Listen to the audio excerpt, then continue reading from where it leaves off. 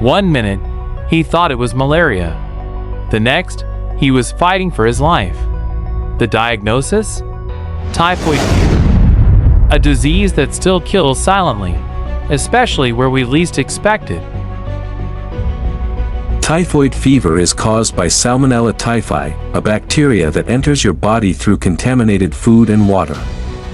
Once swallowed, it attacks the intestines, spreads into the blood, and begins a deadly invasion. This is not malaria. This is far worse.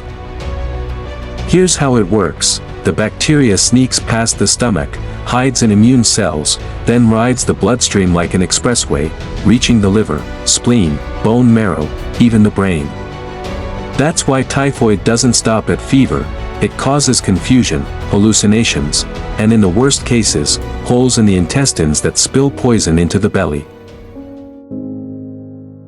Signs and symptoms include fever that just won't quit, severe abdominal pain, headache, weakness, vomiting, and loss of appetite. But typhoid also has some strange, lesser-known signs. Rose spots, which are tiny pink rashes on the chest and abdomen. Pea soup stools, which are greenish, foul-smelling diarrhea that looks just like peas in water. Delirium. Patients mumbling nonsense, almost like they're drunk, and in severe cases, massive intestinal bleeding.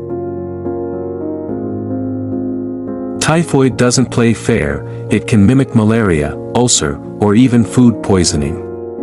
That's why so many people misdiagnose it. And here's the biggest scam in many clinics, the Widal test. People trust it, but it's not confirmatory. It often gives false positive result, meaning it can say you have typhoid when you don't. Why? Because the antibodies it detects can rise in other conditions like malaria, hepatitis, chronic liver disease, or even after vaccination. The real test is blood culture in the first week, stool or urine culture later, or even PCR. These tests actually detect the bacteria itself, not just antibodies. Typhoid thrives in dirty water, unwashed fruits, drinking water handled without proper hygiene, and food exposed to flies. It doesn't fall from the sky, it comes from poor sanitation and careless habits. Did you know? In the early 1900s, a woman nicknamed Typhoid Mary spread the disease to dozens of people while working as a cook in US. Because she never washed her hands.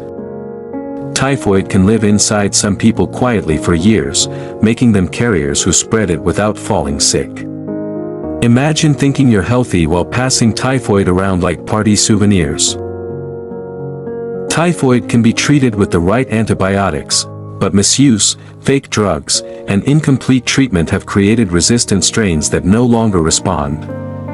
Not every fever is typhoid, and blind self-medication only fuels the monster.